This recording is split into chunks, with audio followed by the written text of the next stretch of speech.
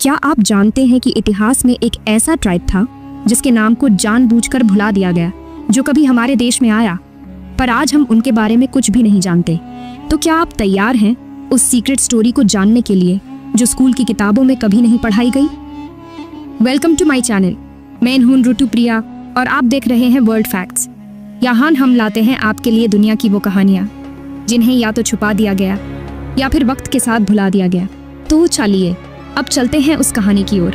जैसे स्कूल में हमने मौर्य वंश के बारे में पढ़ा, गुप्त वंश की बातें की, लेकिन क्या आपने कभी शकस का नाम सुना है?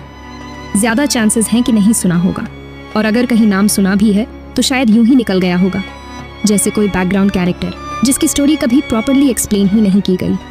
अब इंटरेस्टिंग बात सुनो।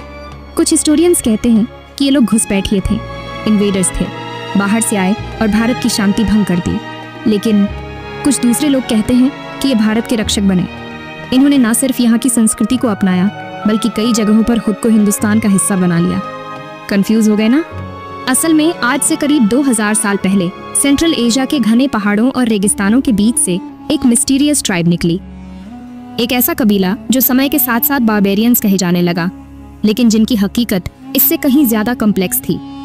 इनका नाम था शक। अब सोचो, कोई ट्राइब इतनी दूर से चलकर भारत तक पहुंचती है, कई बड़े एम्पायर से टकराती है और फिर किसी कहानी की तरह धीरे धीरे गायब हो जाती है। इतिहास में इनके बारे में जिक्र तो है, लेकिन इतना कम जैसे जानबूझकर इनकी कहानी को दबा दिया गया हो। क्यों? क्या सिर्फ इसलिए क्योंकि ये आउटसाइडर थे, या फिर इसलिए क्योंकि इनकी कहानी एक ऐसी सच्चाई थी जो किसी को फेस नहीं करनी थी? शकस ने भारत में क्या किया, कैसे किया, और वो कौन सी वजहें थी जिनकी वजह से इनका नाम याद रखने लायक नहीं समझा गया? यही है वो सच जो अब हम अनकवर करने जा रहे हैं।